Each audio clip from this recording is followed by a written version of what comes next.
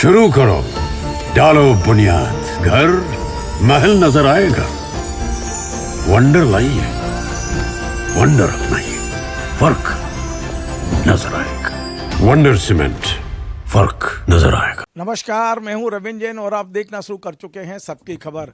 मध्य प्रदेश में पिछले कुछ दिनों के यदि आप अखबार उठाएंगे तो आपको सिर्फ और सिर्फ अपराध की खबरें सुनाई देंगी। आपको लॉ एंड ऑर्डर की समस्या दिखाई देगी।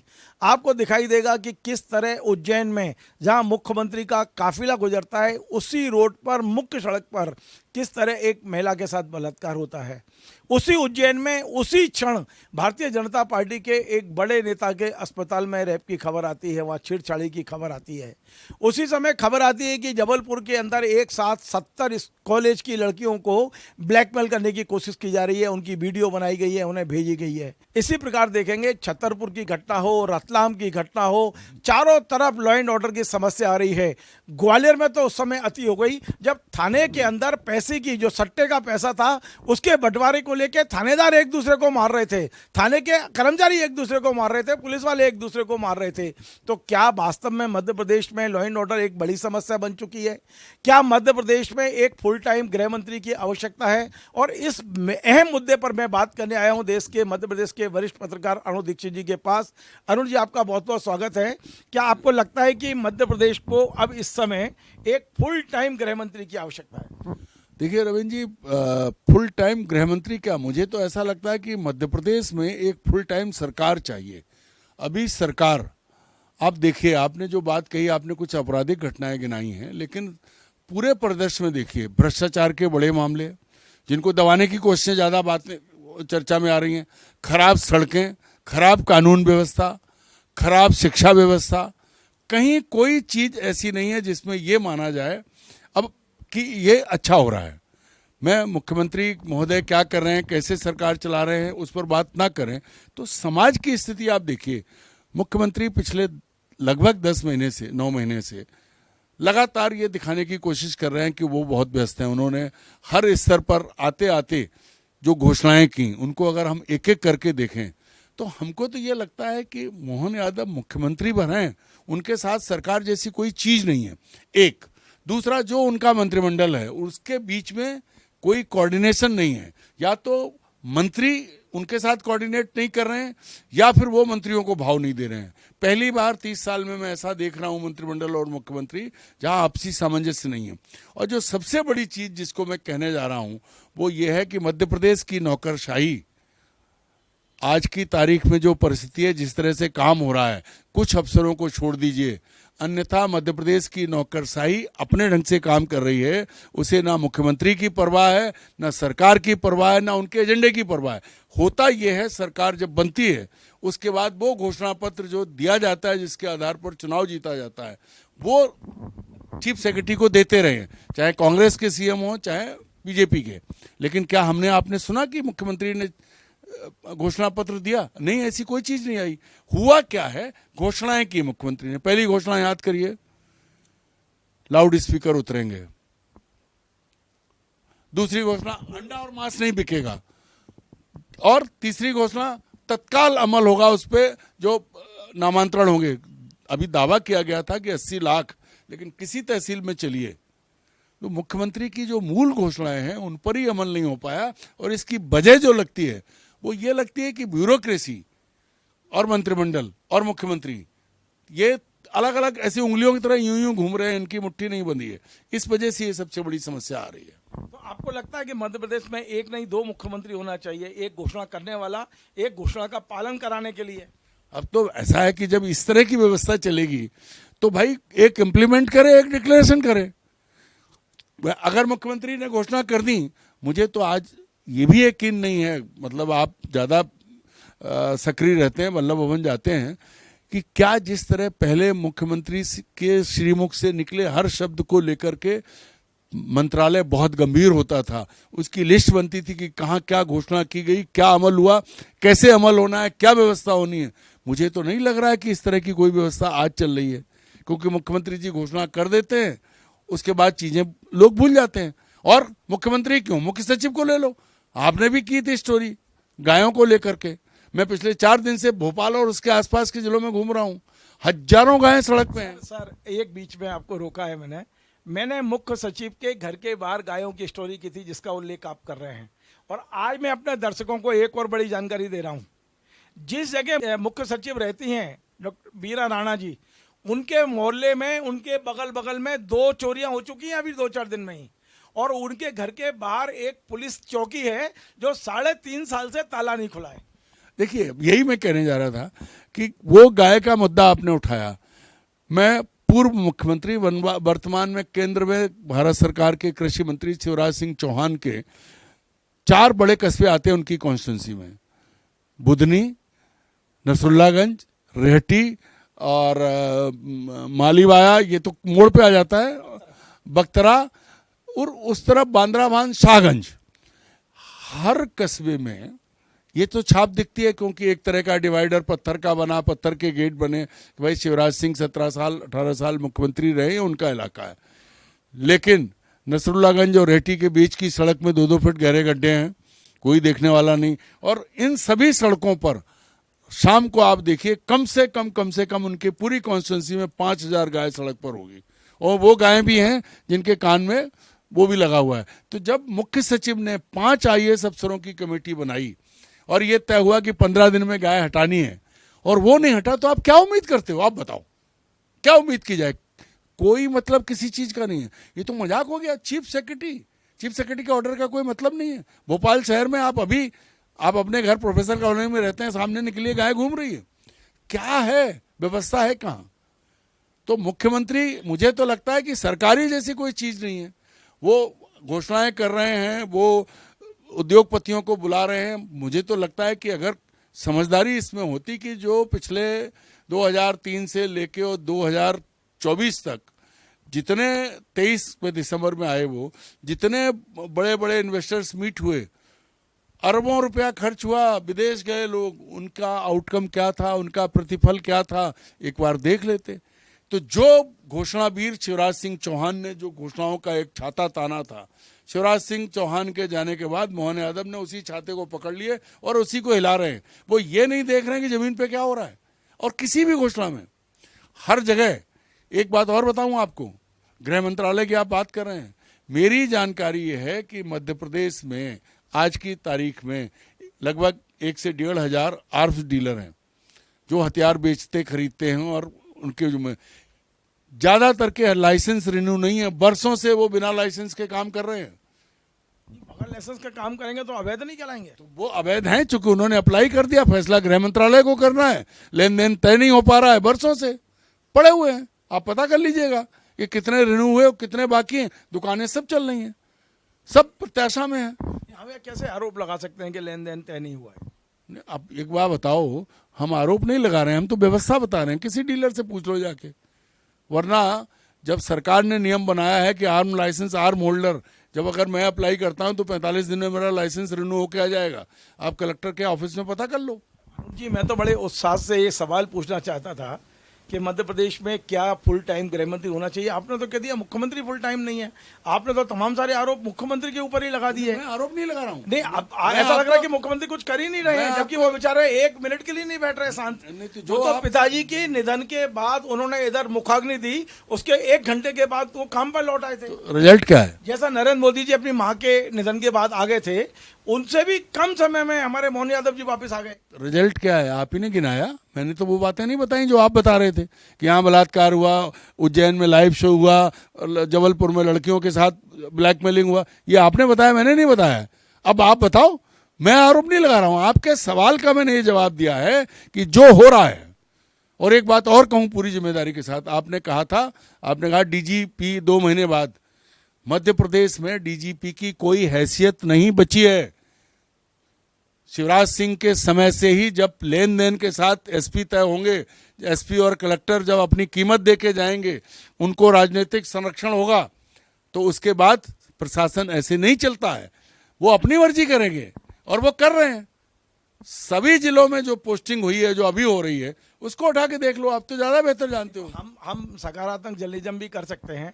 हम आपके जरिए, क्योंकि आपका नजरिया बड़ा ब्राइट है सोचने का, आपके जरिए डॉक्टर मोहन यादव जी को भेजना चाहते हैं, कौन सी वो सलाहें हैं जो आप उन्हें देना चाहेंगे? आप आलोचना के साथ साथ यदि मध्य प्रदेश के मुख्यमंत्री को कुछ मैसेज दें तो वो भी हमारे चैनल के जरिए जा सकता है। रविंद्र जी, मैं आलोचना नहीं कर रहा हूं, आपने सच पूछा सवाल, उसकी पूरी बात की मैंने। मेरा तो पहले दिन से चीफ मिनिस्टर के लिए यही कहना था, आपने पहले भी कहा था, और मैंने कहा था 6 महीने कोई बात नहीं करेंगे। अब तो 10 महीने 10वां महीना शुरू हो गया है। मूल बात यह है भाई कि जो व्यवस्था है, अगर अच्छे ढंग से प्रशासन चलाना है तो वो अफसर, वो घोड़े, उन घोड़ों की सवारी करो जो आपकी एड़ी हिले, उनकी टांग में लगने से पहले वो चल लें। वो नहीं हो पाया है मुख्यमंत्री जी अभी तक 9 महीने में। प्रशासन की वो कसावट जो चाहिए, अगर उन्होंने पहले 3 महीने में प्रशासन कस लिया होता तो आज ये आप बात कर ही नहीं रहे होते, परिस्थितियां नहीं होती।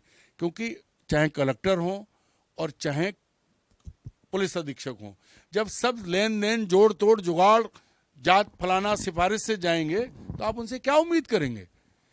आप देखिए, आप ही ने मुद्दा उठाया था, भिंड का कलेक्टर जो है हिंदू मुस्लिम खुलेआम कर रहा है, आप उठा चुके, कई मंचों पे उठी बात, सरकार ने उसकी तरफ नहीं देखा।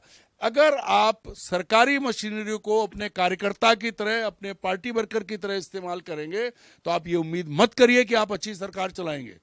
आप सरकारी नौकरों को सरकारी नौकर रहने दीजिए, उनको अपना कार्यकर्ता मत बनाइए, उनसे अपनी पार्टी का एजेंडा मत चलाइए। पार्टी का एजेंडा चलाने के लिए पूरी फौज है। आप ही ने पिछली बार कहा था विष्णुदत्त शर्मा खाली बैठे हैं, तो पार्टी को पार्टी का काम करने दीजिए, सरकार सरकार का काम करे। जहां पूरे प्रदेश में आप देखिए नौकरशाहों की जो हालत है, जो खेल हो रहे हैं थानों में, अगर पुलिस के कर्मचारी लड़ रहे हैं लूट का माल बांटने के लिए, भोपाल सहित सब शहरों में बलात्कार हो रहे हैं। उज्जैन में जो हुआ वो बहुत ही शर्मनाक है, उसको बलात्कार नहीं कह सकते, लेकिन आपसी सहमति से दिन में, और दुनिया देख रही है, उस महानगर में जिसमें महाकाल का शासन है, जहां लोग देश भर से, दुनिया भर से दर्शन करने आते हैं, और किसी नागरिक ने, शर्म है उन जैन के उन नागरिकों को जिन्होंने देखा और उन्होंने कुछ नहीं कहा। हम कहाँ पहुंचे हैं? अब अगर महानगर की, महाकाल की नगरी में ये हो रहा है तो और कहाँ क्या बचेगा? देखिए, मुख्यमंत्री व्यक्तिगत तौर पर उनके प्रति कोई वो नहीं है, बढ़िया आदमी हैं, पढ़े लिखे हैं, PhD होल्डर हैं, कोई समस्या नहीं है। पर जो सरकार जिसके वो मुखिया है, उसमें मालूम क्या होता है? उसमें यह है कि एक हाथ में अगर लगाम है तो लात भी मारनी पड़ती है, हंटर भी मारना पड़ता है, और सुई भी घुसड़नी पड़ती है, और साथ में बढ़िया दाना भी खिलाना पड़ता है।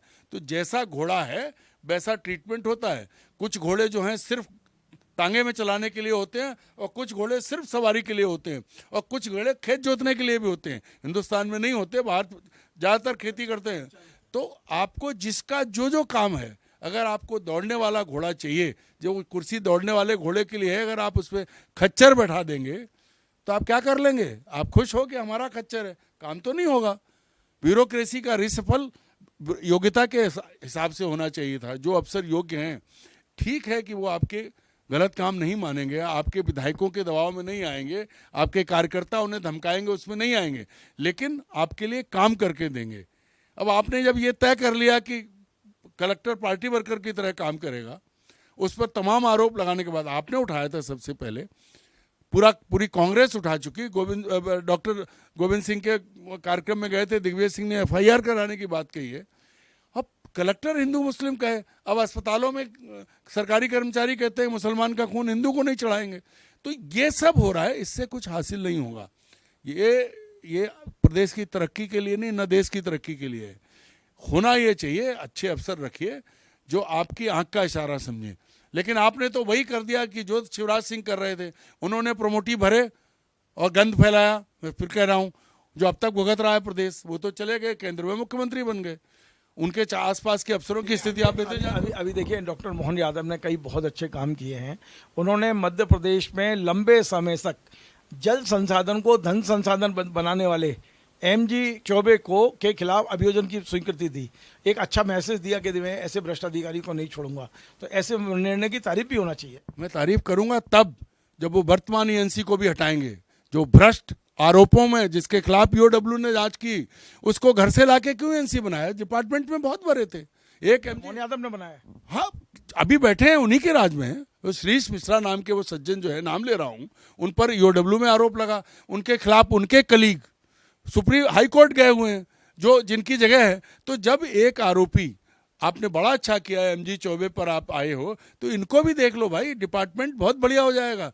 मैं तो कह रहा हूं कई हजार करोड़ तो साइफन हो गए हैं इस जल संसाधन विभाग से। अगर ईमानदारी से आज कांग्रेस की सरकार होती तो नरेंद्र मोदी की ईडी आ जाती, पैसा ले गई कंपनी, काम नहीं करवाया, फिर उसको काम मिल रहा है। और मैंने जिनका नाम लिया उन सज्जन वो तो रिटायरमेंट के बाद लाए गए। भाई या तो ये तय हो जाए कि इस सरकार में जो ईएनसी बनने लायक जो अफसर हैं वो सब बेकार हैं। आप घर से लाए रिटायर्ड अफसर को, और उसको उसमें पहले आरोप थे, ईओडब्ल्यू मुकदमा दर्ज हुआ, 2 अफसरों पे था, एक अफसर को क्लीन चिट मिली, गजब ईओडब्ल्यू है। एक अफसर को क्लीन चिट मिली, उसको लाके आपने पद दे दिया। दूसरा अफसर जिसका कोई दोष नहीं था, उसने नीचे वाले अफसर की फाइल को आगे बढ़ाया, उस पर मुकदमा है। तो मोहन यादव ये भी देखें, ये भी देखना चाहिए मैं उनको। आपकी जो जल संसाधन विभाग की जानकारी है इस पर एक पूरा एपिसोड आज ही बनाऊंगा या कल बनाऊंगा। कोशिश करूंगा कि ये जानकारी विस्तार से मेरे दर्शकों तक पहुंचे और कहाँ अनियमितता हुई है। एक छोटा सा सवाल और है, मैं फिर से आऊंगा अपने मूल विषय पे, क्योंकि मेरा आज का विषय है क्या मध्य प्रदेश में फुल टाइम गृह मंत्री चाहिए। लेकिन उसके बीच में एक जो चूंकि एक विषय ये आ गया है, क्या नल जल योजना में भी इसी तरह के कुछ आरोप आपकी जानकारी में आ रहे हैं? देखिए, खूब जम के घोटाला हुआ है। जो कहा गया है, आप किसी गांव में घूमिए, मेरी एक आदत है कि मैं जब मेरा मन होता है तो मैं मध्य प्रदेश के जानता नहीं हूं, पर गांव देख लिए, किसी से कभी रुक के एक आध बार कोई मिल जाए तो बात कर लेता हूं। लेकिन मैंने देखा है कि दरवाजे पे नल लगे थे, उसमें से आधे गायब। मैं इस बार में उस गांव का नाम भूल गया हूं, कल ही शाम को वहां से गुजरा था। सिर्फ खाना पूरी की गई है। क्वालिटी ऑफ वर्क देखिए, जिन दरवाजों तक नल गए हैं वो लाइनें देखिए, और तो और वो टंकियां देखिए वो चल रही कि नहीं चल रही हैं। और 100 किलोमीटर के दायरे में देख लीजिए, मैं पिछले 3 दिन से मेरे मित्र आए थे, घूम रहा था, तो सब कुछ हुआ कागज पे। लेकिन वास्तविकता जो चीज स्थायी तौर पर होनी चाहिए, उसकी गुणवत्ता की कोई जांच नहीं की गई है। वो काम कैसे किया, किसने किया, क्या हुआ है, ये पिछली सरकार के समय, अब उसमें अब हम क्या कहें, क्योंकि आप पूछते हो मेरे मुंह से निकलती है बात, तो फिर मैं आलोचना नहीं कर रहा हूं, लेकिन वास्तविकता यही है। इरिगेशन डिपार्टमेंट में एक कंपनी को इतना फायदा दे दिया गया है, चाहे कांग्रेस की सरकार हो चाहे बीजेपी की सरकार हो, हजारों करोड़ रुपया साइफन कर गया वो। और रिकॉर्ड है, जल संसाधन विभाग की रिपोर्ट, जो एनुअल रिपोर्ट है विधानसभा में पेश हुई है, मैं उसके हवाले से बात कर रहा हूं। जो योजनाएं पूरी हो जानी चाहिए थे वो हुई नहीं, मतलब जो बांध बनने नहीं चाहिए थे, एडवांस पेमेंट हो गया, बांध बनेंगे ही नहीं। कौन देखेगा? मोहन यादव जी को देखना चाहिए। इतिहास में दर्ज रहेंगे अगर वो पिछली सरकार के खराब कामों को ठीक कर देंगे। अब जो हो गए वो तो हो गए, लेकिन वो व्यवस्था रुक जाए। आपने सवाल एमजी चौबे का उठाया, मैं कहता हूं श्रीज मिश्रा पे तो रिपोर्ट दर्ज है, और अभी भी ईओडब्ल्यू में वो गलत जांच वो किया गया है, उसको देखो आप। और हाईकोर्ट में लोग बैठे हैं, अफसर गए हैं। मैं इस पर बनाऊंगा। अब मेरा आखिरी सवाल, और मैं जहां शुरू हुआ मैं पुनः आपको वहीं लेके आ रहा हूं पूछिए कि मध्य प्रदेश में मुख्यमंत्री के सहयोग के लिए मंत्रिमंडल बनाया जाता है, और वो तमाम सारा काम जो मुख्यमंत्री को करना होता है वो 30 लोगों में बंटता है, सब मिलके अपनी अपनी जिम्मेदारी निभाते हैं। लेकिन मध्य प्रदेश में गृह विभाग जो बहुत महत्वपूर्ण विभाग है, उसमें आज भी कोई मंत्री नहीं है, मुख्यमंत्री जी चला रहे हैं। लेकिन स्थितियां इतनी विकराल होती जा रही हैं लॉ एंड ऑर्डर को लेकर, तो पुनः मैं आपसे कहूँगा, क्या मुख्यमंत्री को विभाग अपने पास ही रखना चाहिए या उन्हें एक मंत्री, फुल टाइम मंत्री इसमें बना देना चाहिए? अब देखिए, ये व्यक्तिगत क्षमता पर होता है व्यक्ति के। नरेंद्र मोदी जी ने इतने मंत्री रखे हैं, लेकिन पूरे मंत्रालय वो खुद चलाते हैं। मोहन यादव ने गृह मंत्री अगर किसी को नहीं बनाया तो माना यह गया था कि वो सक्षम है, वो देख लेंगे। लेकिन मुझे ऐसा लगता है कि ना तो उनके पास ब्यूरोक्रेट्स की वो टीम है, जो लॉ एंड ऑर्डर की मशीनरी, आप ही ने कहा कि डीजीपी रिटायर होने वाले हैं, आप ही की जानकारी के मुताबिक चीफ सेक्रेटरी को भी रिटायर होना है। तो मुख्यमंत्री के बाद अफसर होते हैं, डीजीपी और सीएस। अब अगर यही पूरे मन से काम नहीं कर रहे हैं तो सबसे पहले सबसे अच्छा लीडर, आप भी एक टीम चलाते हो, जरूरी नहीं कि जो सबसे ऊपर हो, जो काम करने वाला हो उससे काम कराओ। और दूसरी बात यह है, जो मैं कह रहा हूं कि मुख्यमंत्री जी, आपको राज्य का प्रशासन चलाना है तो अपने ढंग से खुली छूट के साथ चलाइए, लेकिन ये भी देखिए कि आपके मंत्रिमंडल के सदस्य आपसे कितना कोऑपरेट कर रहे हैं। क्या मुख्यमंत्री के पास एक मंत्री ऐसा भरोसे का नहीं है जिसकी वो मदद ले? सवाल यही है, क्योंकि कानून व्यवस्था सबसे खराब विषय है राज्य के हिसाब से। सबसे ज्यादा बलात्कार, सबसे ज्यादा अपराध, और ऐसे में थानों में वसूली के लिए लड़े और जिले बिकने लगे, थाने तो बिकते ही थे। तो फिर क्या होगा? जब आप ही ने एक लिस्ट निकाली थी, पिछली बार दिखाई थी कि भाई ये इधर से, ये इधर से, ये इसकी जुगाड़, कहीं संघ है तो कहीं दूसरा संघ है, तो कहीं लक्ष्मी जी हैं, तो कहीं कुछ कोई है। जब ये सारे एंगल, जिस दिन मुख्यमंत्री ये तय करेंगे कि मुझे प्रशासन चलाना है, 24 घंटे नहीं लगेंगे, जब तक वो तय नहीं करते तब तक तो फिर चलता रहेगा। वो भाषण देते रहेंगे, हम और आप सुनते रहेंगे। चलिए, बहुत बहुत धन्यवाद। तो आज अरुण दीक्षित जी पूरे मूड में हैं, खरी खरी कहने के मूड में हैं, मुख्यमंत्री को एक तरह से संदेश देने के मूड में हैं। आज उन्होंने सारे संदेश दे दिए। उन्होंने बता दिया कि मध्य प्रदेश में किस तरह भ्रष्टाचार आज भी जस का तस है। आज भी मध्य प्रदेश में लॉ एंड ऑर्डर की स्थिति विकराल है।